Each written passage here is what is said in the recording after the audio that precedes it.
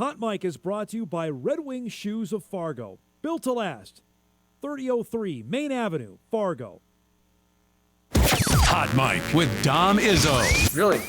Really, Dom? No. I like what Dom's doing. Okay. Dom Izzo. Jeez, come on, Dom. What do you think I am, a magician? Yeah, I'm fired up, Dom. What else could I say? Absolutely. It was great to get on the field, and then Dom came up to me, and I'm trying to walk away from me. I just wanted to enjoy myself out there. Hot Mic. Great job. There's got to be some kind of intelligent question about something.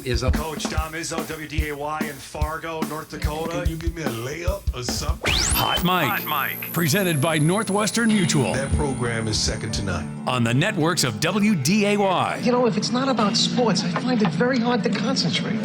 Here's Dom Izzo. Good Thursday morning. Welcome, everybody, to Hot Mic on this penultimate day. Fancy way of saying next to last day of July. It is supposed to allegedly cool off here, which is hopefully fitting for everyone that's going out there to be playing football. We got practices going on the college side. The Bison and UND started yesterday. North Dakota high school guys start a week from today. The Minnesota guys have a little bit of a reprieve. They get going about 2.5 weeks, which is a fitting segue to start our show because I don't know if we get our guest probably after today to start our show. It's great to have Moorhead head football coach Kevin Feeney join us. I want to say, as we keep stats around here, you might be the leader in the clubhouse. You and Grant Olson might be like 1 and 1A on most appearances on the show. I don't know if that's a good thing or it just means I'm really old. It's great to see you. Yeah, good summer. to see you. When does summer officially end for you? Mine was July 5th. Yeah. Mine was like, hey, have a great summer. We'll see you guys on Monday. No, we're just finishing our 8th week. Yeah. Testing next week, and then give the guys about a week and a half off, and then we crank it up. So, as you well know, I live in Moorhead, and I'm in the cauldron because I feel like this is about as anticipated a football season as I could ever remember from Moorhead High. I wasn't around for when they won the state championship in '87 and all that, but you're the head football coach. The Minneapolis Star-Tribune was just up here to do a whole profile. Does it feel like this is you're under the microscope circa Fargo South 2006 kind of thing? Yeah, you know what? There's been a lot of hype, a lot of excitement, but it's been great, and I think our kids understand it. We kind of started to address it in April with our Union Council leadership group and kind of really tried to get the kids to understand, number one, 2025 is over. Yeah. Okay, because there was a lot of pats on the back going on I for bet. a lot of months. And really kind of in April, we kind of set the tone and we just said, hey, you know what, that we've got to put that to bed. That was fun. That was great.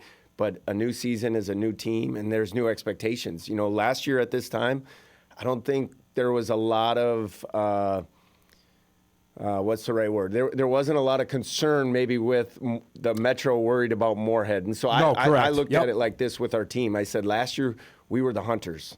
I mean, we were able to just play that side of things and play the whole. We got to earn respect. Totally. We're the little 5A team. And I said it's a completely different mindset going into this football season. And I think our kids have really embraced it. And if you would have been at our workouts this whole summer, I mean, they understand the task at hand. And I've been super excited about their focus. The energy in the weight room is off the charts. But guess what? You guys, the last time I was here, we talked about our schedule. Yeah. All you got to do is put that schedule in front of the kids and say, you know what? Kids, right? You better come out and work. You anticipate being the number 1 ranked team in the preseason poll when it comes out? I wouldn't know. I wouldn't think so. But you know what? I would. I would put you guys number 1. So you're in that world. I'm not in that world. I know where things have to be really, really good and where we have to get a lot better. And but you know what? I know on paper, we've got some cats that have drawn a lot of attention this offseason and certainly in positions that are very focused on in the football world. But anybody actually in the football world knows where where it has to happen, and we've got to get better up front on both sides of football. I want to talk a little recruiting here before we talk nuts and bolts on the 2026 Spuds, because I had fans ask me, not knowing, well, were all the guys a package deal? Like, was David Mack and Tay Rich, your son and Zach, all hey, we're going to band together and all go to Minnesota. Can you talk about that? No, you know what? I think that was the kind of the really cool part about this whole story is each one of them had aspirations of playing Division I football. Yeah, they're all super tight guys, and they've grown up together and played a lot of sports together. But I don't think it was ever something where it was like, hey, guys, we got to try and do this all together and end up in the same location. I think that was the really neat part. I think each guy had their own pathway there, and each position in this world of college athletics and college football in the Power 4 world kind of has different time frames for the position groups. And, the way it played out in today's world of college athletics in general, but use Tay. Tay had all kinds of interests right out of the gate. His freshman year. Right. Yeah. And he was a super polished, physical football player, looked the part, played the part, was everything. Well, for your freshman year to your junior year of high school, 3 years in college football is a long time. Yeah. Well, a lot of those coaches that were recruiting him are no longer at those schools.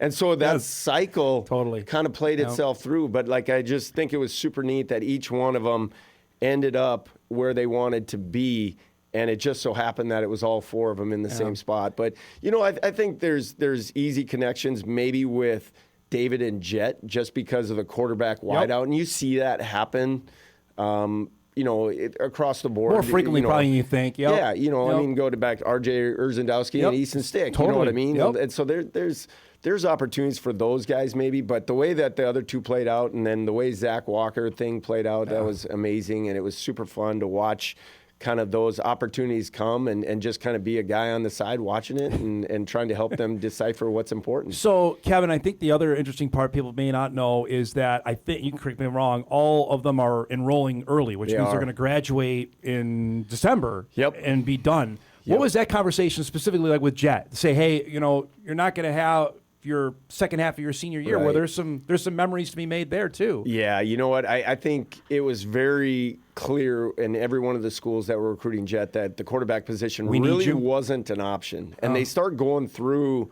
kind of the timeline of how things happen for quarterbacks, and you kind of look at it and say, if you come in June, you are literally almost a year behind. Wow. You know what I mean? The other positions, they definitely leave it up to those guys, but all those guys are super interested in getting an opportunity to play as early as they can. Yep. I think personally, when you start talking about Jet himself, midway through the basketball season, for us internally within our family, we kind of started to know that this is Jet's last basketball season. Wow. I love hoops. Yeah. I go to hoops all the time. I joke this is probably harder for me than anybody else. Going back to when Trey started playing basketball when he was about 4 or 5 years old, I was coaching that stuff. So I'm like, this is about 18 years worth of youth basketball. And so that was hard. I think that was the hardest part, was Jet knowing that this was his last basketball season. That's wild to hear you say that on the recruiting part of this now, that if you don't go, that basically you're going to get left behind, essentially, is what they're telling them, right? I mean, it is. At the quarterback position, the amount of, I joke because there was many coaches that basically said through the recruiting process, whether they were interested in Jet or whether they weren't interested in Jet. This is non-negotiable? This is non-negotiable, and this position, no offense, if we screw up this position, we're looking for jobs. Yeah, and that's the reality. It's big boy, it's big business football at that, especially at the level that your son was being recruited at and your other players are getting recruited at. Not to say it's not at North Dakota State, but the amount of money that's being spent in the Big Ten is monopoly money right now. Yeah, when they go through on the official visit weekend, they go through all the TV contracts and all that. Coach Fleck, because there was a handful of guys there that weren't committed prior to the visit. And he goes through and he starts kind of saying, he goes, if you aren't coming to Minnesota, you better go to the Big Ten or you better go to the SEC.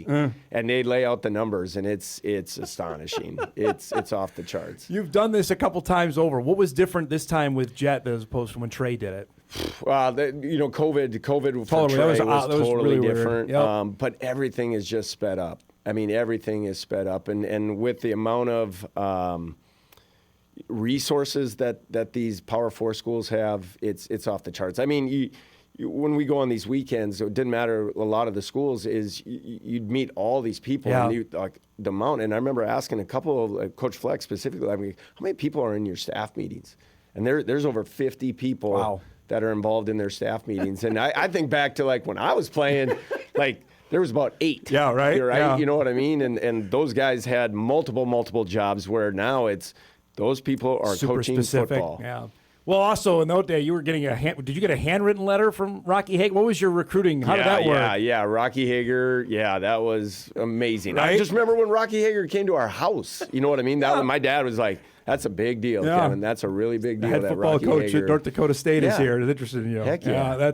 Now, I mean, Jet was getting a direct message right over Twitter. I'm assuming when the recruiting window opened for him. Yeah, the amount of message and all that's a whole different thing. Well, and even when Elenius Davis, how different was his recruiting? And that's not that long ago to what these guys just went through. No, you know what? In Elenius, that happened a lot in his junior year to like spring of that junior year, where it kind of really got going.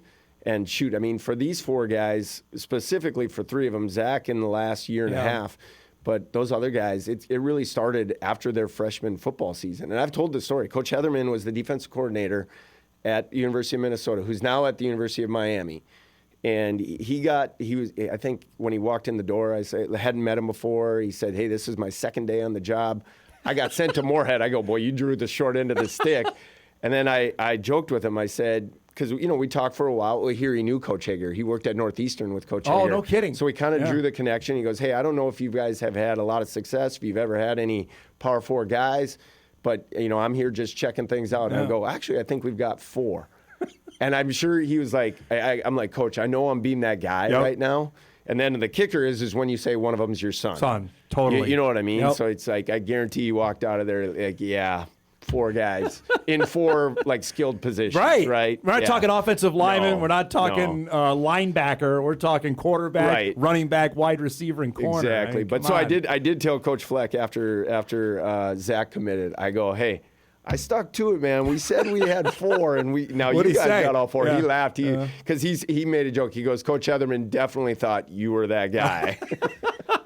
All right, well, let's talk, like we mentioned, the last time you were here, we were talking, the schedule came out. And for those that don't know it or missed that show, we're going to show it again. They need a reminder. You don't need any reminder of what you have. We got Rodgers. But here you go. Thank you, Coach, for week 1. But you knew this was going to flip because we talked about it last year when 2025 came out, that you were going to go to Edina. You were going to go to Minnetonka. You were going to have those road trips, Eden Prairie. Now they're all coming here.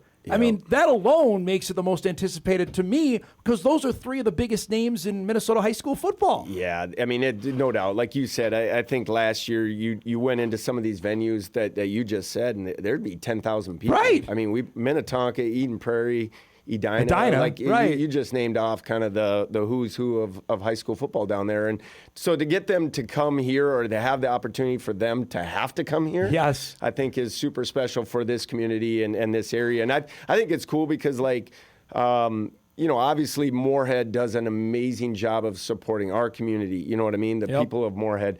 I think it's been a little bit odd. Like I'd be walking my dog and wherever, and all of a sudden some guy's fishing down by the river, and he's like, sees my football shirt or whatever, and I know he's a North Dakota guy, and he's like, "Hey, Coach, we got the whole calendar already set, and we're going to be there each Friday night." Wow. I think that's pretty cool because that means something when these big programs are coming here, and it's going to gather a lot of attention. So the reigning state champs are coming here. You played twice last year. Automatically, that's the regular season finale. There's going to be a little juice at Jim Goda that night. We've had a couple of the Minnetonka guys. We had Caden Gutzmer on, who's the UND commit who plays quarterback, and he couldn't wait to go up here. Like that is not a game that maybe they circled last year that Minnetonka certainly has scheduled now this year. Yeah, I mean, Minnetonka, when you're talking about who's going to be ranked number 1, Minnetonka is a really good football program. I know Shakopee's not on our schedule, but they're a really, really got good 6 football guys program. have transferred in there, and so, I mean, everybody's talking about some of the Edinas and the Minnetonkas. Eden Prairie? I mean, Eden Prairie, wait till you see them get off the bus. Right? I mean, they've got some cats when you go to the coin flip that you're like, oh, my goodness. Now, you went to Woodbury twice last year, right? What's that one way? 4.5? 4.5. Almost 5, right? We were going against traffic, like everybody told me, but somehow both trips we were stopped on the interstate for 15 to 20 minutes of not moving. So we're against traffic, and they're coming here. They're coming here. Andy is their head football coach. Is a great guy. They have a really, really good football team. Their running back's going to Montana State. And I remember talking to Viggs about him a year ago at this time. I'm like, how does everybody not know this guy? He's really good. Yes. And Andy just said last year he got hurt during the summer, so he didn't get to camp it out. And I was like, this kid's dynamite. It's a pretty good player that Viggs is going to get to go to Bozeman. And not a bad place to land if you're a running back and you want to go. And I look at the other one, by the way. Maple Grove is not that far removed from winning the state title a couple years ago, but you got to go there. 30-some straight games before and that was the stunner of stunners. They didn't make it to the Prep Bowl last year. And they're a loaded football team, and they got a great program, and he does an amazing job there too. So I did say, like, this travel schedule for us, 3 out of the 4 games are the closest teams we could possibly play. So I just, when we were talking logistics, I was like, this is about as good as our travel schedule is actually going to be for us. But yeah, we were going through the calendar with my wife, and my wife was talking about, like, comparing Trey's schedule and the University of Minnesota schedule. My daughter is going to intern for Mr. Larson at North Dakota State. I heard, so she's going to be doing North Dakota State stuff on Saturdays. And so she put all those calendars together, and it's like trying to figure out who and where everybody's going to be on Saturdays also, but it's going to be a lot of fun. All right, let's break. We come back. We want to talk some other stuff going on with the Spuds, including a couple of additions that they've made to the roster. We're going to do that on the other side of the break. Kevin Feeney joining us another 15 minutes here as we're rocking and rolling on a Thursday morning edition of Hot Mike. We're back on WDAY Extra right after this.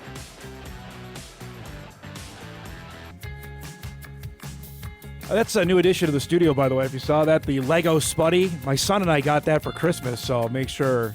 I'm working on, by the way, can you confirm any uniform stuff that we're doing? Because I had Ammerman on last week for Hockey Day, and he's telling me, hey, they're going to do something cool. Now, what do you got going here? You got a big spotlight on you. I'm not going to confirm nor deny that there's going to be a slight change to some part of our game day process. So I'm just going to leave it at that. All orange? Can we do that? I've been begging you for years on that. We have all orange. But not the helmet. Not the helmet. Nope. I'm telling you, man, it looked awesome. Yep. It really would. It would. It would look fantastic. It would. Or at least like what Tay Rich did with the Spuddy football thing behind me. Like I said, we thought about including you. I bet you did. I'm sure you did. Brian Cole actually brought your name up because Brian Cole, that's more his thing that's his than jam. it is mine. There's no doubt. But, you just coach the team, right? That's your deal. Like Coach Bull always said, right? Just coach the team. I had a few people actually email me. They didn't know that your oldest son still has eligibility. Trace coming back has another year at St. John's this upcoming fall. Super excited for him. What a dynamite year he had last year. He had a great year, and they're going to have a good football team. They definitely lost some good pieces, specifically on the offensive side. But St. John's does a great job, and the culture and the tradition of winning right there is off the charts. And I saw earlier this week, they announced that they're going to play St. Olaf at TCO Performance Center with the Viking Stadium there, where honestly their start training camp. Yeah, I've been there. That's a big stadium. That's going to be huge. It's going to be super good, and they have such a big alumni base in the Twin Cities that I would say it's going to be a pretty well attended game. And the opening game of the season may not be for the faint of heart. That's lacrosse is coming to Collegeville. That will be unbelievable. Amazing. See, I think. I would anticipate a 10,000+. So your calendar, you're at Rogers, right? We're at Friday? Rogers that Thursday. That Thursday, because it's before Labor Day, right? So, all right, well, there you go. There we go. That's a pretty good weekend. I have to ask because, obviously, the story that came out mid-June, early June, when Drew Kessel announced he was committing to play football at North Dakota State. And I remember we're talking, and I asked him about the upcoming senior season. And he said to me, well, I don't know if you know this, I'm transferring to Moorhead. And it stopped me in my tracks. Like, well, wait a minute. That's the bigger story here than actually you committing to NDSU. And he's not alone. You've added a couple other pieces. You've had a player from Fargo South, another from Fargo South, another from Fargo Davies. And I know, Kev, there's feedback that's not necessarily positive of how this went down. Can you address that and talk to me about adding these guys from friends of yours, frankly, from Fargo schools? Right. Guys that I've coached with. Yes. You know what I mean? First and foremost, I think what we went through last year, I'm saying as far as the way the season played out, obviously there's a lot of eyes on what's going on and a lot of media attention going on, whether it would be, from the schedule standpoint or the success that we ended up having. And I think in today's world of athletics, and not just high school athletics, college athletics, everything's going to filter down, right? And you know what? There's a lot of different reasons, but I think we had a handful of kids that came over to the school and said, we want to be a part of your program. Well, when that happens, obviously they meet at school, they meet with me. As soon as we get done meeting, we turn them over to our administration. And our administration has to basically let them know what the process means when you're coming from North Dakota over to Minnesota. And with that being said, then they have to figure out how to become, number one, a student at Moorhead High School, but then number two, to be eligible at the Minnesota State High School League. And all that's handled through our administration, not through me. I'm the football coach. I'm not that guy. Yeah. But I think, like in the big picture of things, with that being said, we're always continually trying to promote our program and our kids are the ones who are the most inclusive group. I joke all the time, when you're recruiting your own hallways, who are the best recruiters? It ain't the coaches. Yeah. It's our other players. Yeah. And we have other kids within our school that weren't a part of our program last year that were super talented in other sports. And now they're coming on board. And really what it is when you certainly get into the weeds of some of why the kids from Fargo that are coming over, each one of them's kind of got their own story on why they're coming. And it's not necessarily a thing where, guess what? Everybody practices. Everybody lifts weights. Everybody watches film. Everybody has games. Well, what they're looking for might be different, or what our standard is maybe different. And I think that's where it comes into play. Like there's certain kids that have approached us that want to come to our school because they want to get more exposure in the recruiting world. Well, guess what? We have 4 Power 4 guys. We've got multiple Division II guys that are going to be playing. Yep. So there's a lot of eyes out there. And so I just think it's a hot topic around here, which is and very sensitive, which I understand that. But on the same token, I've flipped this around and said, if Jet Feeney showed up at your school and said, hey, I want to be a part of your school, you're going to tell him, no, you can't come. Yeah. I mean, you know what I mean? Realistically, you're never going to do that. And so I think the big picture on this stuff is we have to coach the kids that are in our program. And when these kids go through that process and they become a part of Moorhead High School and they become eligible in the Minnesota State High School League, well, then we're going to coach the heck out of them, just like we do everybody else. But I think the kids, like I said, I think our players, in certain situations, people are going to feel threatened when other good players are coming into your program because they're going to take your spots, right? I mentioned that yesterday. I think the big thing is our kids have a big goal and a big high standard of what they want to accomplish this next year. And with that being said, if there's pieces that can come in and help them achieve that, I think they've been more than willing and trying to help those kids get acclimated a little bit faster. Because like I said, everybody does all this stuff, but and we consistently do that. And when you're saying, hey, how do we lift weights? I think we do it different. And I think that's why you're seeing a little bit of what of the success that we've had is the way we train, how we practice. I mean, football is football, but on the same token, you have to find a way to gain an advantage. And I do feel like our preparation is the reason for our success. And that's one big thing that we sell to our kids all the time is how we prepare is why we're going to be successful. The idea of transferring in high school, I think, for some around here is just shocking. I think there's some are still wrapping their brain around the college amount of transfers, but let alone high school.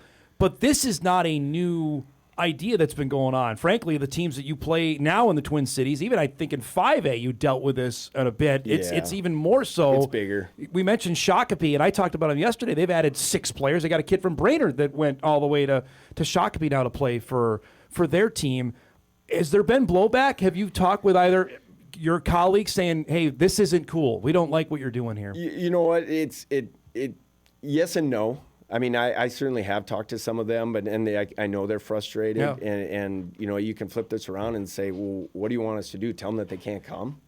Well, that we're public education. You know what I mean? That's what it is. But and I'm not going to throw other programs down in the metro, but there's metro numbers out there that show like 48% of certain schools' athletes are not in their school districts. And so, I mean, like when you start talking that, it's new to this area. Yes. And it's not a good thing. And I think that's the thing, like with the transfer portal in college athletics. Nobody right away said it was a good thing. Well, I can tell you personally from Trey having an opportunity to go to St. John's, it's been a good move. It's the best thing for him, right? Yeah. And so, you know what? There's reasons why those things were put into play. Obviously, it's a different thing when it's a high school, right? Yes. Because all of us think back. But I think in this region alone, it hasn't hit here in the Metro. Hockey and basketball, it's been running rampant for a handful of years. Football. Now it's happening in football. Happening in football. Right? But I think if you got into the southern part of the United States, football, this has been going on for a long, long time. Yes. And so it's inevitable, and I'm not going to go down this rabbit hole, but when you start talking college scholarships, that's no longer, as you well know, that's not just room and board and tuition. No. Yeah. And so with that being said, there's parents out there that are saying, you know what, I got to give my kid the best opportunity that he can have to achieve whatever dream he has. But nobody wants to talk about that kind of stuff. But on the same token, that's reality. And then other people approach me and will say, well, these parents are crazy.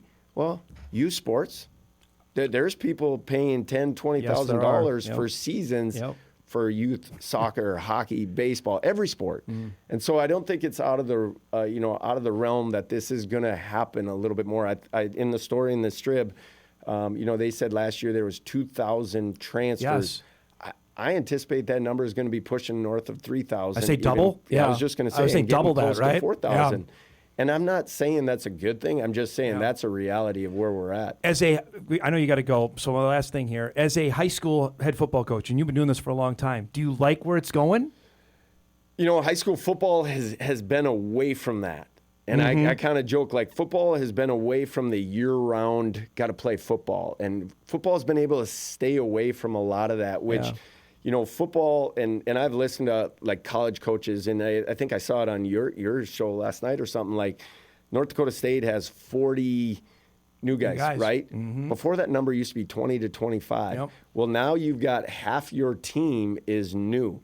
So you can't have that in-depth schemes maybe that where you're going to have guys for 2, 3, 4, 5 years, where now it's kind of got to be a little bit more of a plug and play. And so, you know what, it is what it is. And I know in our world and in the college football world, you either adapt or you're going to die. Yeah. And so we've got to do the best we can with what we've got.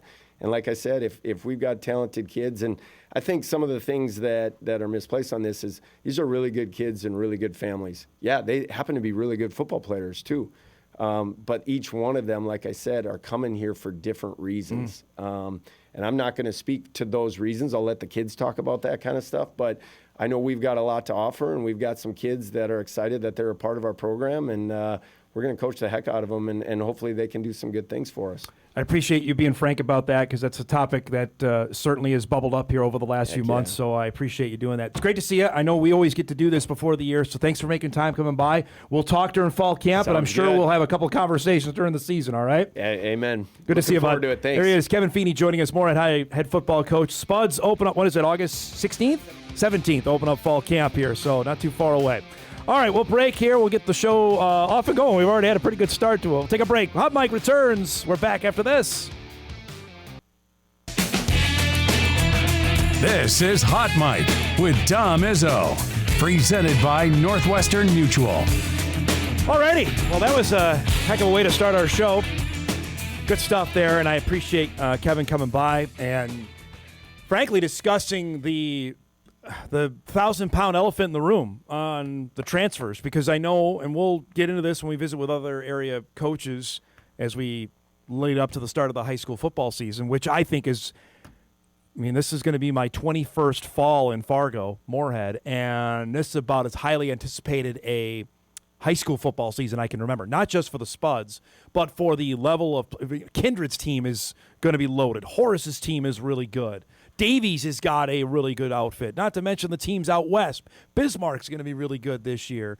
Minot North will be really good. Can Devil's Lake I'm just beyond excited for what we have on tap for this upcoming fall. But there is an undertone of what is it the professionalization, I'm making up a word, of what's happening in high school football that's happened in other pockets of the country that's now coming here. And I think that's to what we were talking about with the transfers that are coming to Moorhead. That is not new in other areas. Even the Twin Cities certainly has experienced it. It is new for us. I can distinctly remember sitting here when the transfer portal became a thing in college, and the Bison lost, and specifically in basketball, started losing their best players. And then it happened in football. And people are like, wow, what is this? right? Is there something wrong with the coaching staff and there's something smelling rotten? I'm like, no, this is the new reality of where we're at. And there were other markets, specifically Grand Forks and Brookings, that would be laughing at me, like, oh, I don't know, I think it's something wrong with Matt Entz or something wrong with David Richmond. And I'm like, no, and I remember sitting here saying, it's coming. And obviously it did come in Brookings. It did come in Grand Forks for each of those schools. And now it's come in the high school ranks. And we may not feel great about that. It's happened in other sports. Certainly it's happened in hockey in this part of the world, which is, it raises eyebrows, but hockey isn't to the level of what football is around here. And when it happens in football, it's a big bleeping deal.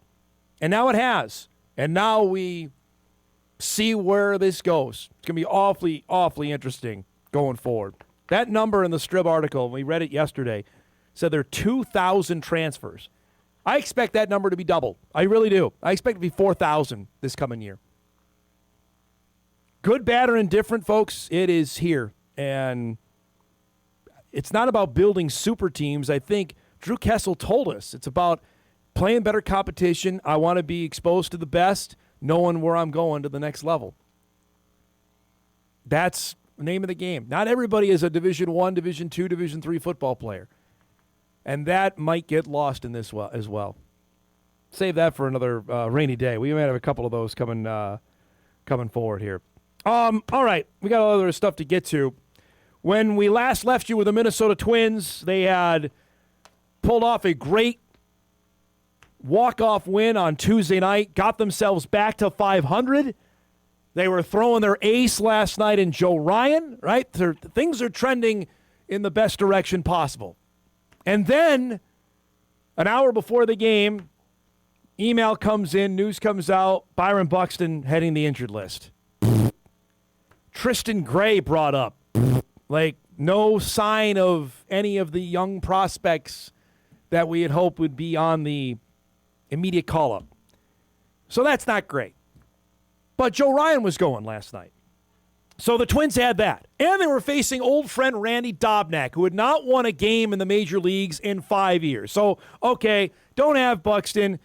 We got our guy. Let's go. Well, a funny thing happened on the way to the end of the game last night, because Randy Dobnak turned into Cy Young, or apparently Randy Dobnak turned into a 2019 version of him. And Joe Ryan wasn't great. He gives up this home run to the number 9 hitter, Tyler Tolbert. And Kansas City's playing without its best player. Bobby Witt Jr. isn't playing. It's 2-0 when they add to the lead on this hit from Carter Jensen. It's a 3-0 Kansas City lead in the 5th inning. Now, Ryan was just okay last night. He had not pitched in 10 days. They gave him a start off because of arm fatigue. He struck out 4, but allowed 8 hits and 4 runs. Meanwhile, Dobnak was sensational. And we remember this guy. 7 years ago, part of that 2019 team that won the division, and he was great. The former Uber driver that became a major league starter. And the Twins ran him out. He couldn't stay healthy, and he had a really ugly public breakup with Minnesota. You can't tell me last night wasn't personal, because he was great in 7 innings of work. Didn't allow a run, only 1 walk, and struck out 4. Jack Caglione up here in the 5th inning, and this adds to the comedy of errors here for the Twins as Royce Lewis can't come with it. Another run scores, and it's 4-0.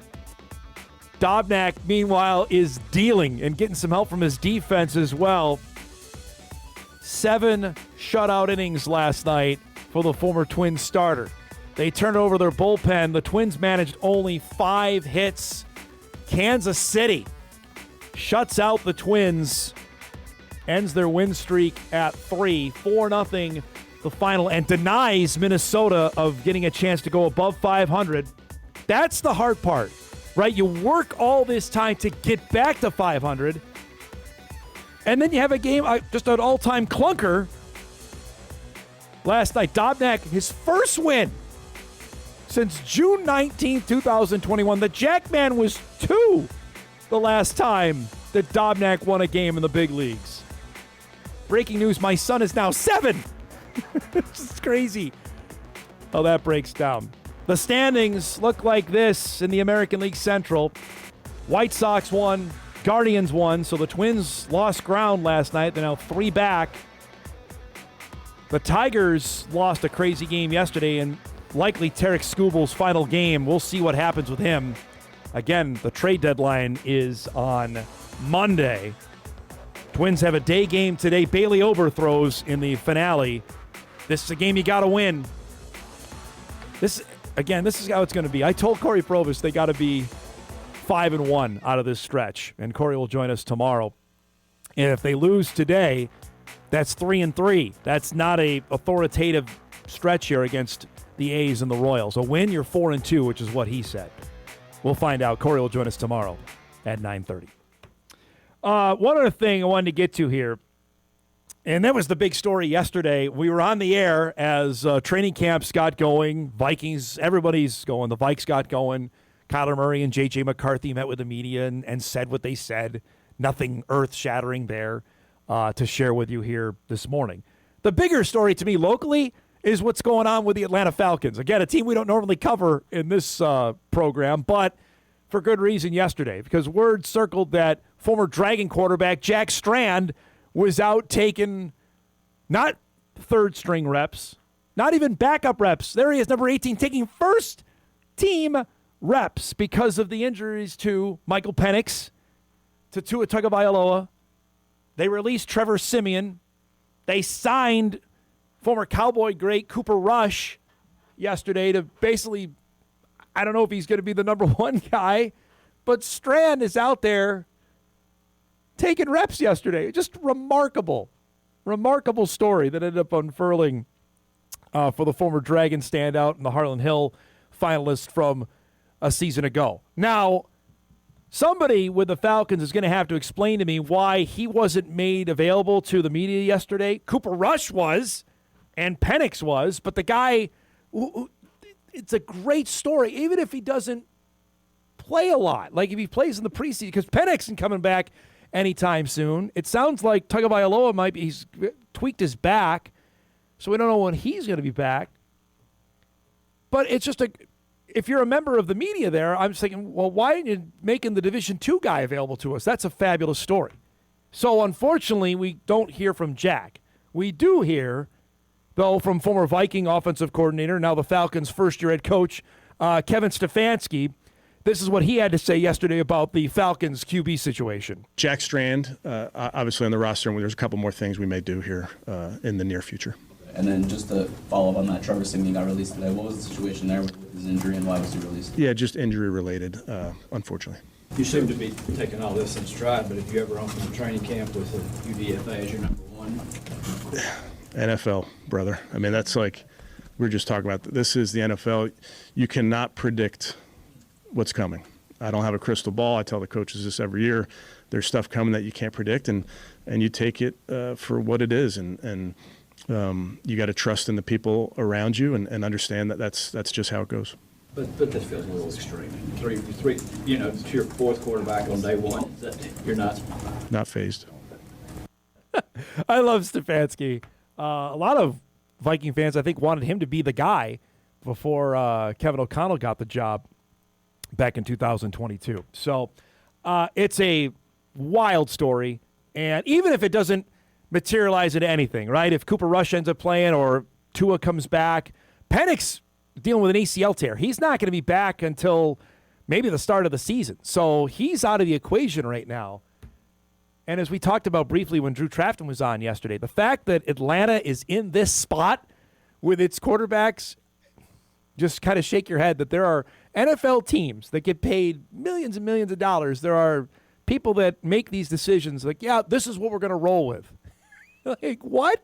This can't possibly be your plan at quarterback. Or we're totally submarining the season like there are some teams, my favorite football team being one of them, saying, you know what, we're going to submarine 2026 with the full intention that hopefully we get a high enough draft pick that we can take Arch Manning as our guy if he ends up being the number 1 pick or whoever of these elite 2027 quarterbacks that are coming out. That we are fully willing to, I'm going to say tank the season, knowing full well we have no chance to compete with the hopes that we are bad enough to take the guy at the top of the draft in 2027. I don't know if that was Atlanta's plan per se, but it certainly doesn't think that it was well thought out that that's what they wanted to roll with heading into the year. So whenever Strand meets with the media, that will be first off fantastic, and they will see how engaging a guy he is, because he is fantastic in that. And we will certainly get that to you as soon as possible, not only on our show, but of course on the newscast coming up tonight, or tomorrow. It'll be must-listen television on that. Let's do a couple emails here before we break in regards to Kevin's interview. For Moorhead High football, is anything outside of a championship a failure for this season? MHA's football and Jack Strand have the orange and black fired up. To that first part, I think that's accurate. I think it is championship or bust that's going on with the Spuds this year. Knowing how well they played last year, making all the way to the title game. Now, granted, injury is a huge thing, and obviously they lost their starting quarterback for 5 games last year. And one of those guys goes down, that's a significant blow. But I think with the schedule they have, knowing who's coming to more. Here's the thing. They did all that damage on the road. Imagine if they can get one of these teams to come up here for a playoff game, right? The first round of the Minnesota State playoffs this year is Halloween weekend. So imagine if they get one of those teams to come up here and have multiple home games. Because remember, last year they went to Centennial, they went to Woodbury, they went to Blaine. I'm forgetting one other road trip they had. No, I think that was the 3 road trips they had. Then they went to U.S. Bank Stadium twice. I mean, imagine if they get a couple of those that weren't leaving and they're staying here. Could be a huge advantage for them this upcoming season. That, to me, is a difference maker as well. We're talking about all the success they had last year. Remember, they won 3 road playoff games a season ago, and the 4th one they won was a neutral site game, quote-unquote neutral site, when they beat Lakeville South in the state semis. We'll see. To answer your question, though, yeah, I think it is. I think it's championship or bust. With what they've added and what they have coming back, yeah, this is all the chips are in for 2026 on Moorhead. Let's break. We come back. Really neat story also that happened yesterday out of Washington, D.C. Nothing political here, but the first family of Buxton was honored yesterday. We'll tell you about that. We wrap up hour 1 of Hot Mic on a Thursday morning. We're back after this. All right, welcome back, everybody. Wrapping up our first hour. Action-packed. This is, telling you, man, we're humming in here. We got through the sort of, quote-unquote, the doldrums of summer. Now we're rocking and rolling. When you got your Twitter feed filled with practice going on around different NFL teams and where college teams are going, it's just it's an exciting time. We talked about this briefly yesterday, and I wanted to pay it off because I got a couple photos sent to me of Montana State's visit yesterday to Washington, D.C.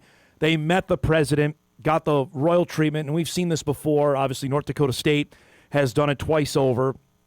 Back in 2019, they went, and of course, they went in, March of 25, April of 25. They got a chance to go after winning the national championship in the 24 season. We remember Gray Zabel out there with President Trump, and it was a fun moment there. This photo I got sent to me from the U.S. Capitol yesterday is one of my all-time favorites. This is the vegan family, obviously with Brent and Molly and their 3 sons. And by the way, that's Luke, who's the giant, who's even taller than Brent. And Brent, for anybody that knows him, is not a small man. He told me that when I saw him in Nashville at the national championship. Luke's already taller than me. And there you have his verification of that.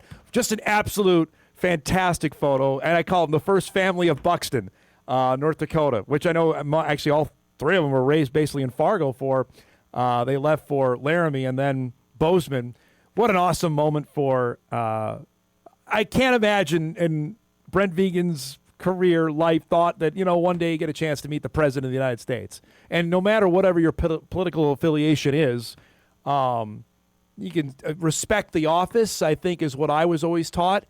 And certainly that was a pretty big deal for him and his family yesterday, especially to share that with Molly and his 3 sons. That's pretty neat. And have a chance for his team to go and basically, wrap 2025. That was the concluding mark of the 2025 season for them right then and there. And now it's off to 2026. And hopefully we can get we normally have Vigs on once a year, that we can do that again. I'd love to do it the week of the Nevada game, but I'm sure it's going to be locked down there. So hopefully we get a chance to visit with him before the season gets rolling.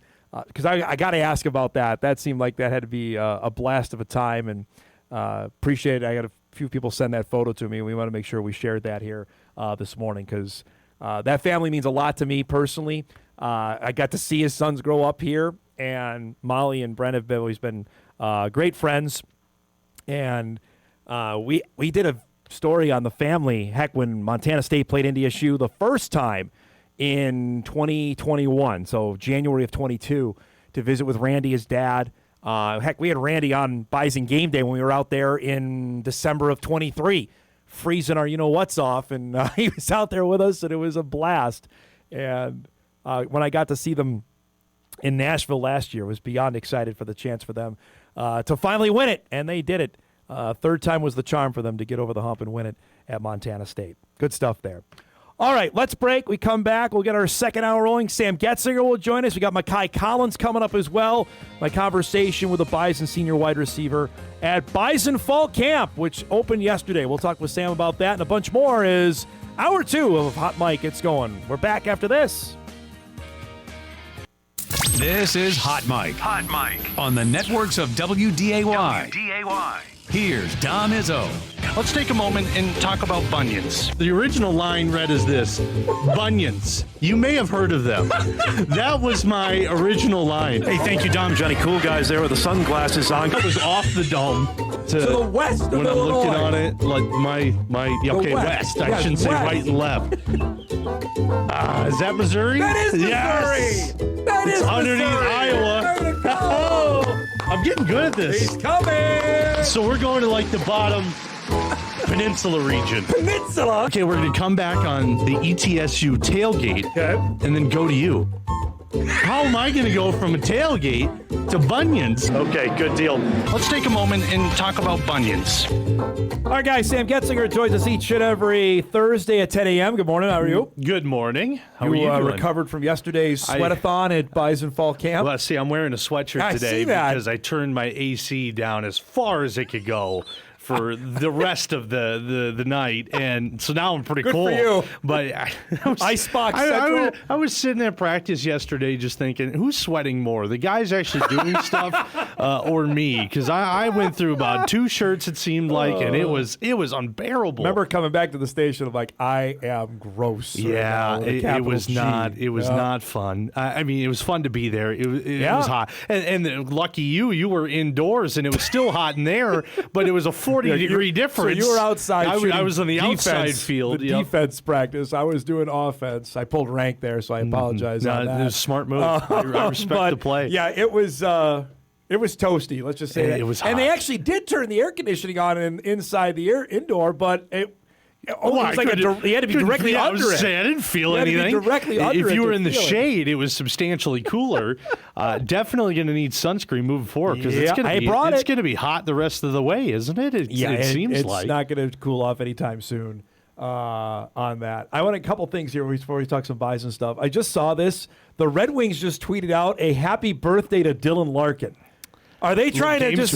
Are they trying to just sway it here, like, hey, please come, don't leave us? Most likely. I don't. Well, how come we haven't heard anything yet? When's the deadline on that? You're better on that kind of information. I don't think there is any kind of deadline. Let's hurry it up then, because I want him here in Minnesota. It's a fascinating social experiment that they're put out there to say, hey, we'd love you to come back and play for us. They should have just put that in the tweet as opposed to happy birthday. It's your birthday, by the way. Please don't leave. Please don't go. But we would like him here in Minnesota. That was the hot topic, like early June or right around the Stanley Cup final. Now here we are almost in August. Right. And we haven't had anything happened dragging yet, our feet materialize on, on dragging that. our feet Neither on on Quinn everything. Hughes Well, either. we got to hear about Quinn. What was the last I heard there? They're trying to get 7 years out of him, something like that. So the Wild want that. He wants 3 because that apparently lines up with Jack's his contract, brother Jack. right? Yeah, exactly. So then it's a package deal in 3 years' time. Well, right. Well, and it depends on are both of the Hughes brothers going to stay in New Jersey and then Quinn joins them, or is there a bigger shakeup after that? There was. I don't know if I'm sure you saw this on social media that Luke they were at a concert and Luke was up in the rafters and Quinn and Jack either on stage or front row seats. Yeah, it was a Morgan Wallen deal in Michigan, I think. And I think to even go further deeper on this, somebody on the Devils was getting married. Oh, okay. And Jack didn't go to that. He went to the concert instead. So read into the gossip there if you want. But it's safe to say Jack and Quinn are definitely the more popular brothers. And then who's the other Luke. one? Luke, yeah. See, he gets left behind. Right, yeah. Luke's got a longer contract in New Jersey, too, so the 2030 timeline isn't really revolving around him. It's more about the other two. So I love this time of year, as I mentioned before we went to break, because my timeline is filled with different NFL reporters saying, everyone looks great. I just got one on the Colts. Oh, Daniel Jones looks good rolling out of a pocket and connecting with Laquan Treadwell, of all people. He's still around. During individual, I didn't know he was still at a job. I didn't know he was still with the Colts, but I didn't know he was still around. Then, another one, it says a duo you'd love to see, which is Daniel Jones hitting over the middle with your guy, Tyler Warren. With the that's long good. locks of number 84 I would like to see there. one of him hitting Alec Pierce down on Is a he deep hurt right now? He's hurt. I don't think it's the most serious thing. But this 1 is to 2 why weeks. the NFL is the way it is, because Right. you can do this and just look at you. You're excited. I am. You know I what? am. I haven't got any tweets on the Jets, which is no surprise. I haven't seen a lot of positive ones about the Vikings. I will say that. I don't know if that's I'm telling just you, me. man. That was watching Get Up, and Get Up is background noise for me as I'm getting the show ready every morning. But they had 3 separate segments on the Vikings today because I think it's one of the more popular stories. But that's what I'm saying. Like, how many actual quarterback battles are actually happening around the National Football Tell you, League? there's definitely not one in Indianapolis. No. Easton Stick's not in the running for the starting and spot. we just talked. The Falcons' quarterback situation is frankly a dumpster fire. Right, exactly. The Jets is a dumpster fire. Minnesota might be the one true quarterback battle. So that's why I thought, wow, that's interesting. They're gonna talk plenty on the Vikes here in the preseason. Yeah, which is great for the fans. I'm just trying to run through my head. I really don't. I mean, there's not many. Tennessee's got their guy in Ward. Yep. Green Bay's got their guy, and Chicago's got their guy. Arizona is Jacoby Brissett. For better or worse, Jacoby Brissett is the guy. Now that they've figured out the contract deal a little bit, haven't Somewhat, they? yeah. So it's going to be him. New Orleans is Tyler Shuck. They're going. That's their guy. Whether good, bad, or indifferent. Yep, that's never their thought he'd quarterback, be right? the star of the future, but that's exactly where we are, and it makes for exciting to follow, and it's right in our backyard. The only other one, McCarthy and Murray. The only other one would be Las Vegas. Like if Mendoza's going to play right what away, about or Miami? Kirko. What about Miami? Well, they gave your guy, what's his name, Malik, whatever. Malik Willis. Yeah, they gave him all the money. He's going to be the guy in Miami. You don't think Cam's going to make a run for it over there? I don't with Quinn think Ewers? Cam Miller is going to be the number one guy. Obviously, the quarterback battles are more. This is for a starting spot in Minnesota, but when you go down to 2-3, that's where. But who's following along with that as closely as we do in college fall camps? So I'm just talking starting spots right now. Those are the Vikings might be the one real. Maybe the Raiders. I don't know if that's a thing. Like I think they're going to let Kirko play right away, and then Mendoza will come in when they team him ready. Kind of like the Giants are probably going with Dart, right? Right. Jackson Dart's the guy. New Right. England's got their guy. You can run through the league, and everybody's got their guy. That's what I'm thinking. So I would agree with you. Raiders are the one. There's not many out there that actually have any kind of real battle outside of the Vikes, and I think it's tilted to Kyler Murray. I really do. I think they've stacked it in Kyler Murray's favor, and I don't know if J.J. McCarthy is on this roster come you think September he's 13th. just I completely think they gone? might trade him.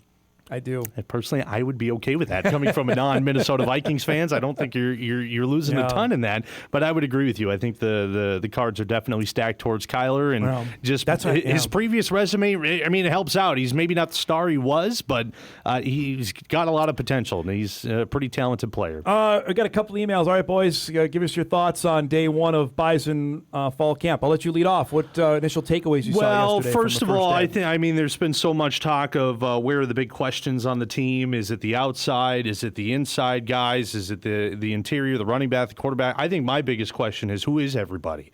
Well, okay, who's number 37 on the other side of the field there?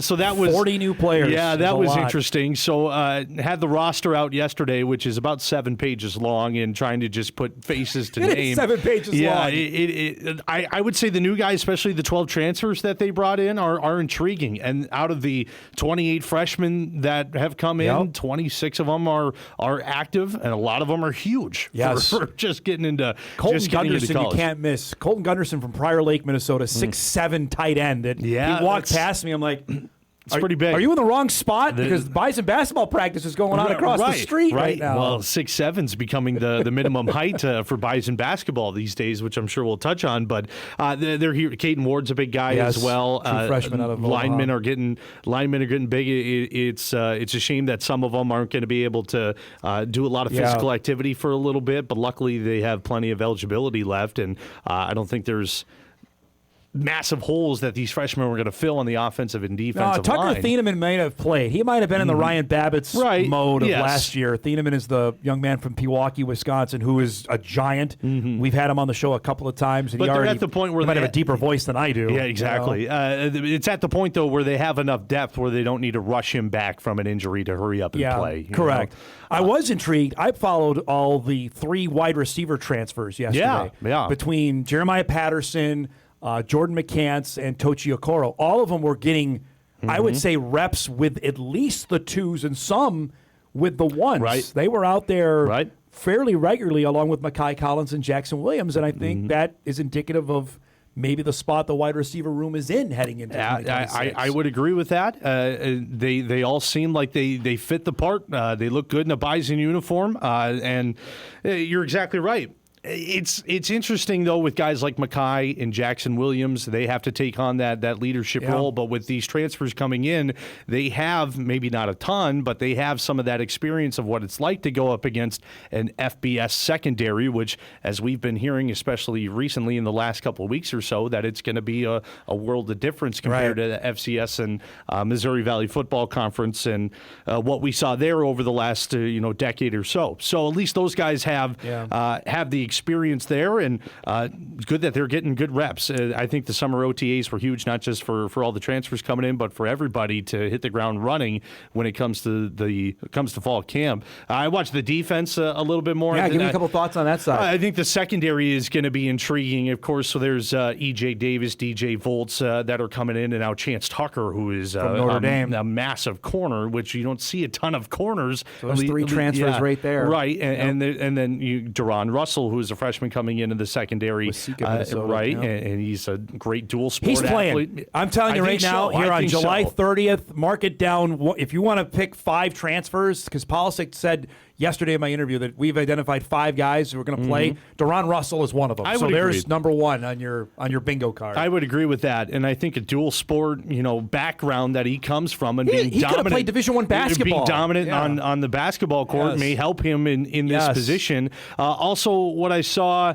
obviously the defensive line, they're all big and they're not going to be a problem there. But the linebackers, I know we've talked a lot about that. I don't think there's going to be a lot of problem at linebacker. No, I don't. They were running through tackling drills, off of the dummies. Tell us a little bit about that. Well, there's 3 waves that were going. Like, okay, all these guys, that some of them have played, a lot of them have played, some of them haven't, but they've been, highly touted over the last year and a half or so. And I like Gavin Self, for example, being one of them. Alex Elliott being another who we haven't seen play, coming from Minnesota, but he's dealing with some injuries. But he's a big guy. He hasn't played football in 3 years. Exactly. Elliott, so how quickly can he adjust once the lights turn on? When we got to see the actually 11 on 11, so we can't. The cameras have to be off for that. The first 3 linebackers are out was Sell, Oliver Luck and Donovan Woolen. Yeah. Which might surprise some people that Oliver Luck was the guy at middle linebacker, but I would tell you that I've been told that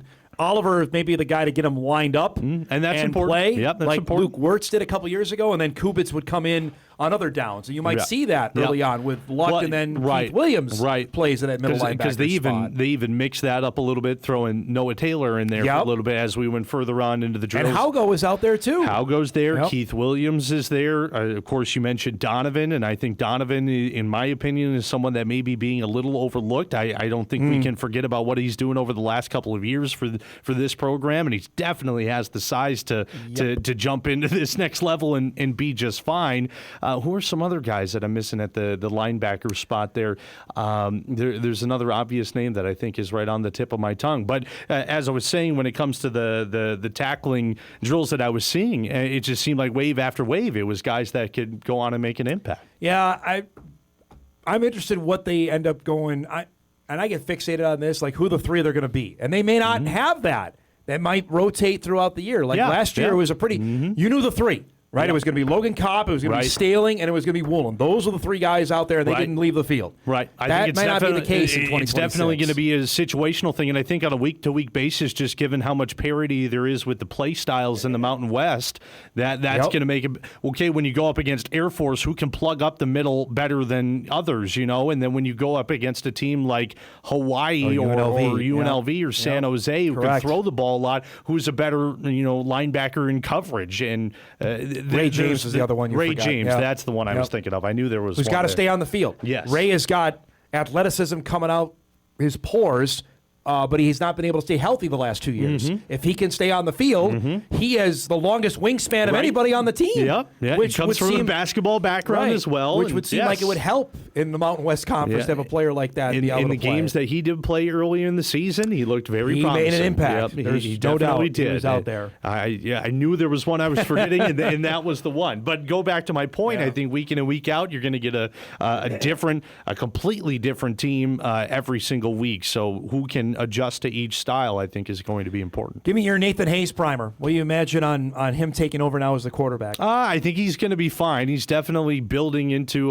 getting the mentality of being a starting quarterback. I think at least I noticed it, just him speaking to the media. He's taken a bigger leap in that regard as opposed to last year. And he even talked about it yesterday with you about how he wants to grow himself as a leader on this team.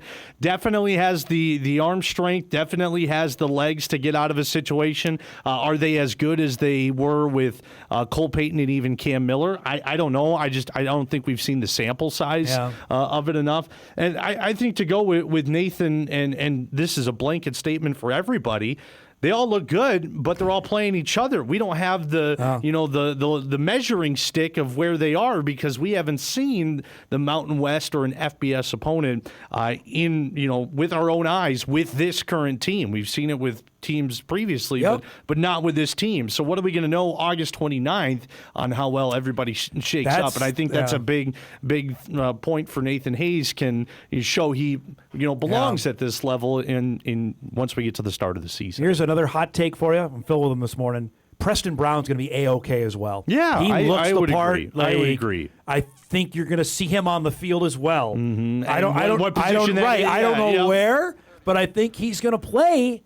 I don't know if it's running back. Are they going to put two quarterbacks on the field? Cam and Cole situation from a couple of years ago where they opened up the game in the shotgun with two quarterbacks? That didn't work out. No, it didn't. But I think anytime you get a backup quarterback that also doubles as a pretty good guy in kickoff coverage and kick return, that says something. I said it yesterday on the show. He might be the first Bison starting quarterback in their history to also have special teams tackles. Not like he's the holder on field goals and extra points. This guy, Preston Brown, has a couple of tackles. He was running down there and making plays last year, and he's lightning fast, and he's got a big arm. He was rated top in the country in the javelin throw, and we've seen it at practice. He can make the throws just fine as well. I think his time will come, but in a pinch, if they need to turn to him, I think he'll be okay. But granted, he hasn't played big-time college football game at the quarterback position. All right, let's break. Come back. A couple other topics I want to hit with Sam here on this Thursday morning.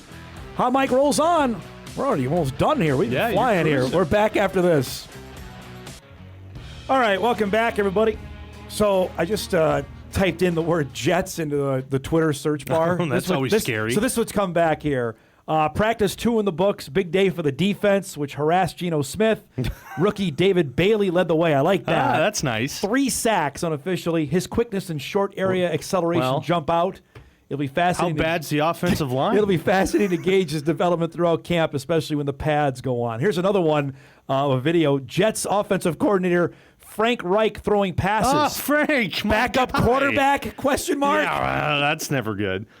I like Frank. I'm okay Your with old Frank. guy, Frank. Yeah, Reich. you know, he's had a tough go at it. Colts ran him out of town there. A little bit. Where did he go after that? Stanford, something like that? He did go to Stanford. And now he's with. I didn't know he's the with OC the Jets. of the New York Football Jets. It worked. It worked well for the Colts for a year or so. He was all right there. Well, nice guy. Carson didn't help his cause out there when Frank was the head coach with Indianapolis. No. I wanted to get your thoughts. We had Kevin Feeney in here earlier because obviously you're going to be our main voice on all high school football starting here.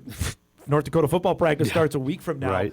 I want to get 2 thoughts. First, the transfer story because this is something that is new to our area, but it's not new to high school football at large. And I'm really interested because when we go and talk to these different coaches, especially on the Fargo side of the river, the blowback on that is I think it's pretty intense right now, no doubt. And rightfully so. I totally get where they're coming from, but now that Moorhead is in the same area or same class with all the schools down in the cities, they've been doing that for decades, and that's how they survive. That's how they grow. Obviously, they have a large pool of people they can choose from just based on the area that they're in. But like Kevin said while he was here, it's adapt or die. That's the age that we're in, and this happened. Go ahead. You can speak more to this in the hockey world, right? Especially in the Twin Cities, it happens all the time, right? It's been going on in hockey for as long as the game of hockey has been going on. Now, what's different about hockey? There is instances where it's going from high school to high school, but you'll see a lot more going from youth. Bantams, even younger than that, and moving out of that area because you see promise at that age and then going. So it starts way younger. Now, granted, I understand hockey is not as popular as football is, especially up in this area, so you don't hear about it as much. But now that we're in a social media age where a lot of these athletes are quote-unquote household names when it comes to high school sports, Kessel being one of them, it's going to make a bigger blow than somebody who went to Moorhead and at the age of 11 or 10 goes off to the national team, because they just don't know about him yet. Correct. You know what I mean? But we had, even in New Prague's not immune to it. We had people going, especially in hockey, where we're going to go off to Holy Family. That is the private school down in that neck of the woods. It happens all the time. In hockey, it is you can't escape it in hockey. And I know there's been stories in Moorhead as well. That, and the Spuds have benefited from that totally. They're not immune to that in the hockey sense of things. I'm really interested on the reaction of this, especially if Moorhead is as good as we think they may be this year. Well, and if this trickle down, how much does this if they go off and do win a championship? I heard you mention it's championship or bust this year. I believe it is. I would agree with that. Now, if they do that, what's stopping anybody else over on this side of the river to be like, well, I'm going to be a part of that? Now, granted, they're not going to have their 4 Minnesota Golden Gophers on the roster anymore, but people will see a winning program building and what Coach Feeney is doing, and they're going to want to be a part of that. It sucks for the teams that are losing guys, definitely, but that's just it's the world that we're in. I think what I'm curious about is how much does that fight the argument of you can make it wherever you are. You know what I mean? We've heard that so many times, and I still firmly believe that you can, but I think now that all these other schools are going to the college model and we're getting transfers and everybody wants to build super teams, it all trickles down, and it's trickling down to high school. So I hope that argument still stands of you can make it where you are, but that depends on college coaches and where they're going to scout. Are they going to scout the big teams, or are they going to keep going to the small areas where there's still some star athletes? Email comes in. Dom, Shakopee has 6 Power 4 recruits on this year's team, plus their junior quarterback who was invited to the Manning Academy. He was a Brainerd kid. Yeah. that transferred to Shakopee. Going from Brainerd, I mean, first of all, that's a trek. Totally, right. That's like, not Fargo to Moorhead. This isn't going down the street and just playing at the school that is just... Is that better or worse, I'll ask you? Like, does that make it more palatable if a kid's going to upright move 100 some odd miles? See, that one seems like a little bit... That one seems like, okay, we need to look into this a little bit more and make sure there isn't a tampering in that regard. Because if I had to guess, maybe there is. I don't think he's doing it for, I got family down in the area. In the Shakopee region, right? The Twin Cities area. We've heard that. Yeah. We've heard that excuse a couple of times up in our neck of the woods of going down to the cities. But that is... I don't know. That's intriguing. And to me, we were talking about this upstairs. Shakopee, ever since I've been growing up, has not been known as a football, really in anything, powerhouse. Basketball for a couple of years, and now they're turning the waves in hockey. Never really knew them as a football powerhouse. Now, that is a community that continues to grow. It's in a great spot just outside of the Twin Cities. You know who was a powerhouse? Brainerd. Brainerd was always good in football. Yeah, I mean, yes, I would agree. Yeah. But I guess if for instance, this young man who wants to go down and play quarterback against the big schools and in the Twin Cities and get recognized area, and get a college scholarship. I guess that's a place to be. But I was very shocked when you said they have 6 guys coming in and they have 6 Division I athletes on their roster. That never used to be the case. So where are these people? Where is this coming from? I understand the natural progression for Moorhead because they all grew up together, all those Division I guys, and it just so happened to be their time now when they got to high school. I don't know if that's not the case for a Shakopee team. I think Blake Betton is the one, because the Bison offered him. He's the homegrown Shakopee kid, because I believe his dad is the head coach there. But Namai Ombati, he transferred, I think, from Wayzata, because Wayzata fired its coach, and he went to be the DC at Shakopee. And that's something, right? That sounds like a college thing if I've ever heard it. That's something to follow, too, as we go throughout this new stretch for Moorhead in the bigger classes. Who's going to have a down year? Wayzata had a down year last year. Where are those kids that still have time in high school? Are they going to stay there? Where are they going to go? It's like a transfer portal, Minnesota-based for high school athletics. It's weird. There we go. Sorry, it was the wrong name. Here are the guys. Betton is going to Penn State. Namai Ombati is going to Nebraska. Blake Laughlin is going to Northwestern. Senior Andrew Mekhi is committed to UND. Arizona transfer Jalen Fitzgerald is committed to UNLV. And Jackson Brown, who did you call the Wayzata game, or was that I did not. McNamara? I did not. So he was up here playing for Wayzata. His dad was let go as the Trojans coach, is now coaching at Shakopee. I feel like you just read off a fall camp report from a college football team. Only Moorhead has more commits. This is odd. Good for Moorhead, because that was an impressive list that you just read off there for Shakopee. Penn State, Nebraska, Northwestern, UNLV, UND. That's pretty good. And Jackson Brown is undecided on yet where he's going to go, but he's going to be a Division I football player. Interesting. Interesting times we live in, that's for sure. To me, it also puts, and this is the last thing we got to go, puts more of a microscope, I think, on high school football in our area this year than we've never had before. And it's not just with Moorhead. Kindred's got 2 high-profile players there. Horace has got a team that's going to be loaded this year. Very good. Bismarck's going to be good, I think, out west. I think Minot North is one of the sleepers Minot North in the West. is going to be good again. Davies should be good. I really am. I'm geek for this high school football season, simply of the storylines we have and the notoriety to the players that are playing. This is high as it's ever been. Absolutely. I would agree with that, and I'm excited for it to get started. And we'll just see the trickle down after this year. What happens? Does this continue? Are more guys going? Are they heading into North Dakota a little bit more? Here's another one. I don't have this. We got to go. Who has more pressure to win on this season, Kindred or Moorhead? That is a tough question. I'm going to go with Kindred. That's probably not the popular answer, but the way that last season ended with the star power that they had, and now these guys, this is their last go at it. I would go with Kindred. I think they were the shoo-in, and especially after basketball as well. Correct. Absolutely. I think it was just not the year for that class that they wanted it to wanted it to be. Right. Now Moorhead going to the championship, that's great. I don't think anybody really expected that, and now they expect this. But if it doesn't happen, I'm going to go with Kindred on that one. I don't want to push because I think they're both under immense pressure to win. Absolutely. I agree. But you're right. I think for a large part of last season, we just thought 2A is going to be Kindred and Minot North are going to play in the championship game. It's a fait accompli. That's what's going to happen. And then obviously their guys got hurt. And everybody, ourselves included, built up Kindred so much. And then to see it not happen just once, but twice in two different sports. I guess even three if you count baseball coming up short there too. They want to bounce back year, and if they can't do it, oh man, that's tough. Yeah, we'll find out. It all begins next week. Football practice gets going in the area. Great stuff as always, bud. Thanks for coming by, and stay cool today. You'll have a better chance today. I'm going to ask them to turn the AC all the way down in here. Well, go in the conference room. That's always freezing in there. Well, good thing upstairs, we scheduled a meeting for today. We're going to be there later today.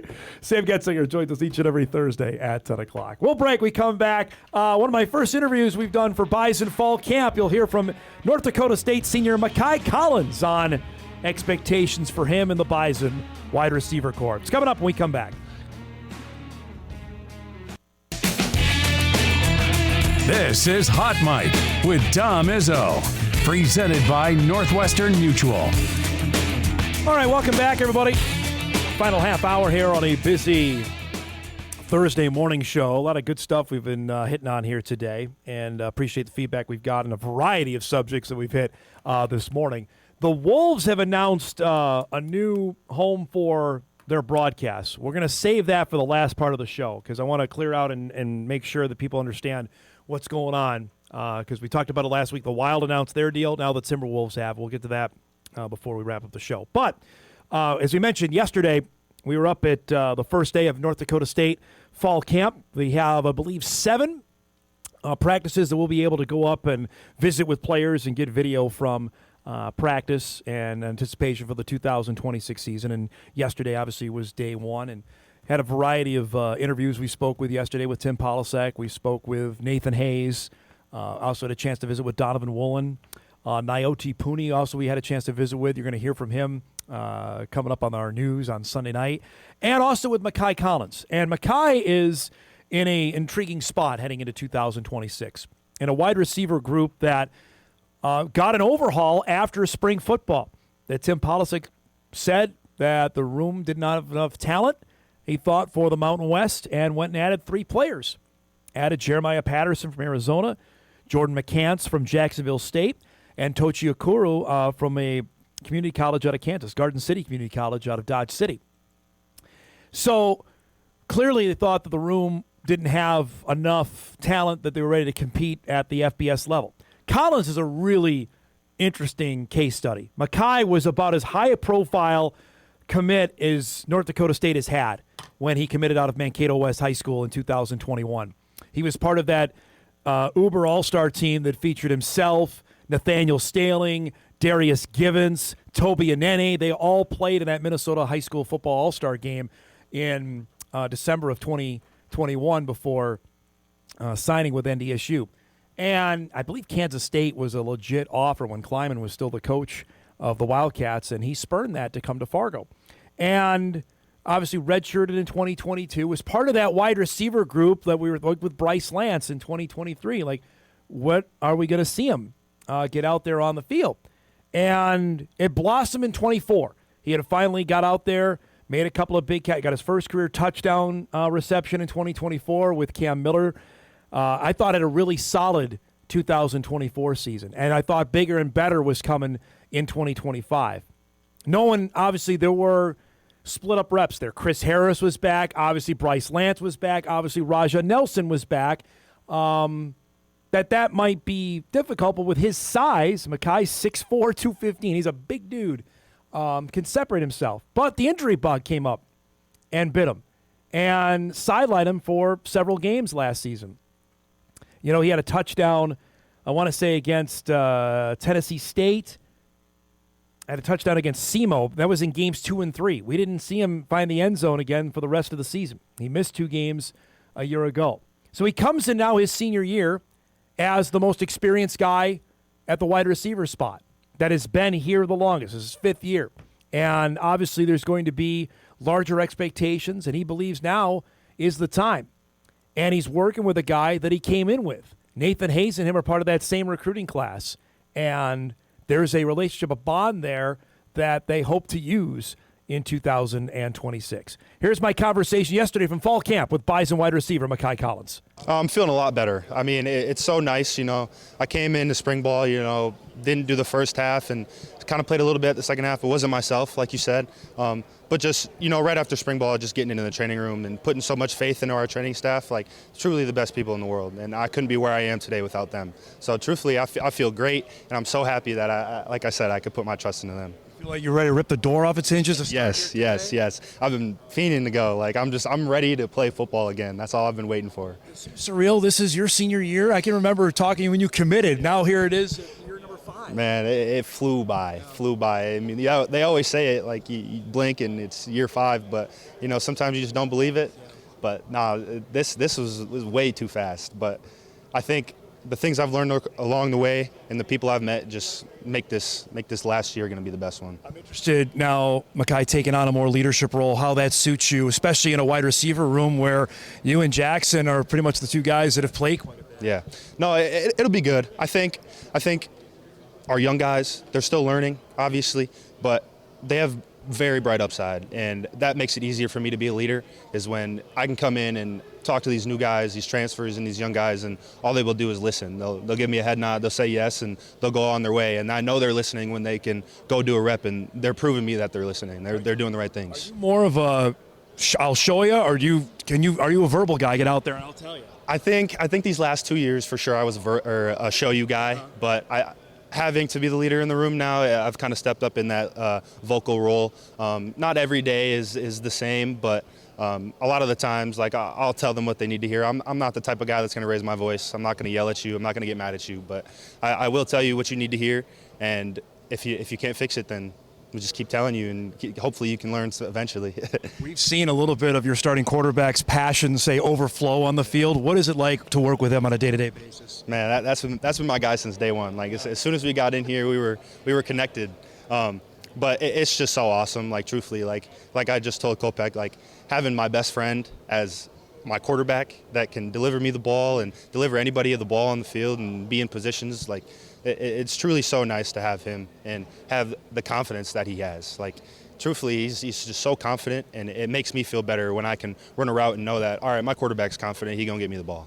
I was talking with Coach Polisek. How much do the OTAs give you a head start that this isn't day one? You're off and rolling. Oh, most definitely. The OTAs are so helpful. The truth, even just for the young guys, like you come in and you don't know very much, and you get so much thrown at you day one of fall camp. So those OTAs definitely help you relax. They make things easier, truthfully, but I think they're beneficial, and hopefully they have more coming. We talked during the winter, during basketball. Now it's here. Tell me your excitement level for August 29th, your senior year, and it's FBS football. I'm super excited. Like, honestly, like as much as I love football and I want fall camp to, I just wish I could, like, fast forward to August 29th. Like, every single day. I mean, all these practices are going to lead up to that, but I'm just so ready. I'm so ready to play against somebody else and play a different competition. It's going to be so fun. You can hear the excitement in his voice is obviously prevalent there. And in a spot where the Bison have guys, I mean, Logan Conklin's back, young man from Minot, Isaiah St. Romain out of Williston, John Gores, all 3 North Dakota guys. I mentioned the 3 transfers. I think Dylan Vocal, the young man out of Maple Grove, who was a true freshman last year that was ascending on the scout team. He broke his foot at the end of spring ball, really hurt his chances of moving forward. We'll see what happens. Mekhi's got all the size in the world to match up in the Mountain West Conference with the other elite receivers. Now it's about staying healthy. I mentioned that he missed part of spring football with a foot injury, but he's back, and as you heard him off the top, he's healthy and ready to go. And, man, he can be that guy in the red zone to go up and get it, like with a Reese Kessel. I think with a young tight end, a Gabe Cunningham, that can be difference makers inside the red area that can make plays. Got to catch the football when it's there. He knows it's coming, that Hayes is going to try and get it to him. It's a matter of now going up and make the play. You saw in the highlights that ran during his interview, he's got the ability. He's shown that. Now it's a matter of staying on the field and being consistent with it. Because there was a stretch in 24. He was making plays, and he got hurt. I want to say the marker game in 24 against South Dakota State, he got dinged up. And it was tough for him the rest of the 2024 season. Because I'm looking in 24. Yeah, he had 3 catches for 47 yards and a touchdown against UND. He had a stretch where he had 3 touchdowns in 5 games in 2024. And then he got dinged up against SDSU and then missed 2 weeks after that. He came back, didn't have any catches until the Mercer game. If you remember, he had I think he had like a 70-yard reception against Mercer in the quarterfinals in 2024, right down the right sideline, if I remember correctly. And that was it. We didn't hear from him again. But remember the guys, I forgot my guy Braylon Henderson was also part of that 24 group. You know, you had Braylon, you had Raja, you had Chris, you had Bryce Lance all out there before, honestly, Mekhi was. And John Gores was catching passes. Kate Osterman was catching passes. That's the kind of depth they've had. And now it's him and Jackson Williams are 1 and 1A in my mind at Bison wide receiver heading into 2026. Going to be really interesting to see what transpires when they get rolling, as you mentioned. Can't wait for Jacksonville State. Neither can we on August 29th. All right, we'll take our final break. We come back. We'll wrap things up. We'll give you the details on where you can watch the Timberwolves, at least partially, coming up this season when Hot Mike wraps on WDAY Extra right after this. All right, putting a bow on things here on a Thursday morning. We're back with you tomorrow. Corey Provis will join us as the Twins get set for a long road trip here, and a big one, knowing with the trade deadline looming, out to Seattle, then Kansas City, and I believe Milwaukee on the back end of it. I have to double check on that. But he'll join us tomorrow, see how they do. Again, the Twins have a matinee coming up with the Royals at Target Field later today. That'll be part of our show. An action-packed Friday for you to wrap things up. Looking forward to that. Now, I mentioned this earlier. The email came in at 7:05 this morning, which is a little early for a big announcement like this. But the Timberwolves announced today a new local media rights agreement with DAZN. You've probably seen the DAZN network out there, some of you that are more affluent than others. They are going to be the new team-branded subscription service launching later this summer that fans can stream Timberwolves games plus access broader team content more directly and conveniently than traditional viewing options.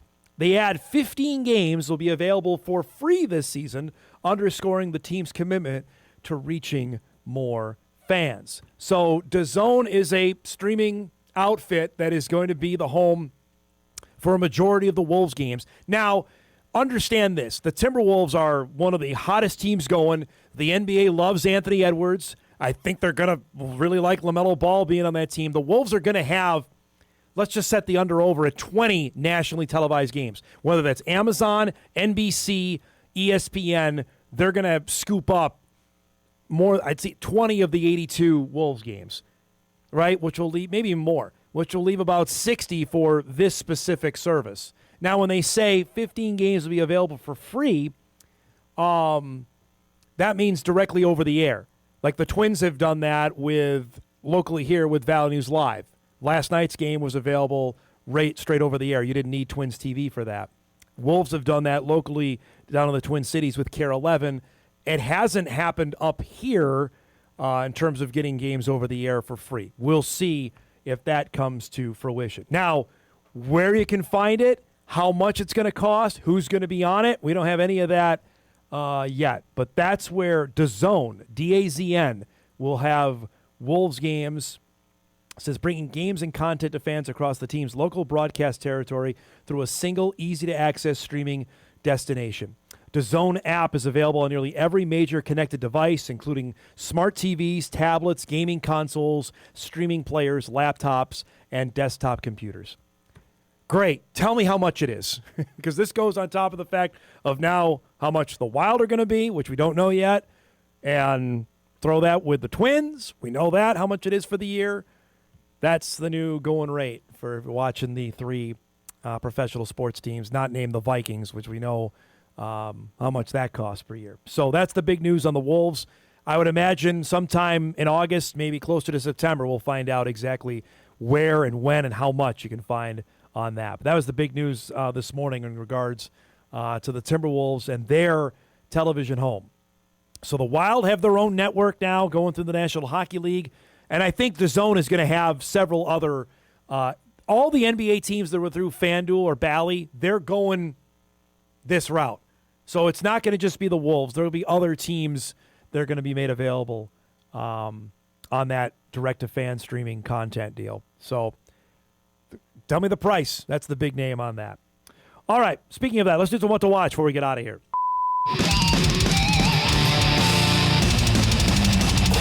All right, what to watch brought to us by our friends at Northwestern Mutual. Here we go. We mentioned Twins and Royals coming up 12:30 this afternoon as Bailey Ober will start for Minnesota as they go for the rubber game on Twins TV. Speaking of Amazon Prime, that's where the Minnesota Lynx are tonight. They go for a 9th straight win. They beat Toronto on Tuesday night. Can they do it again tonight? 7 o'clock there from Toronto in that matchup. And the PGA Tour gets going. The Rocket Classic, final year of this event in Michigan, 2 o'clock on the Golf Channel. Our guy Tom Hoagie is playing in this event. He tees off about noon today. He's basically got to finish in the top 3 or 4 to make the FedEx Cup playoffs. He needs a great week, which means a lot of low scoring if he's going to make it into the FedEx Cup playoffs. We'll update you on that starting tomorrow.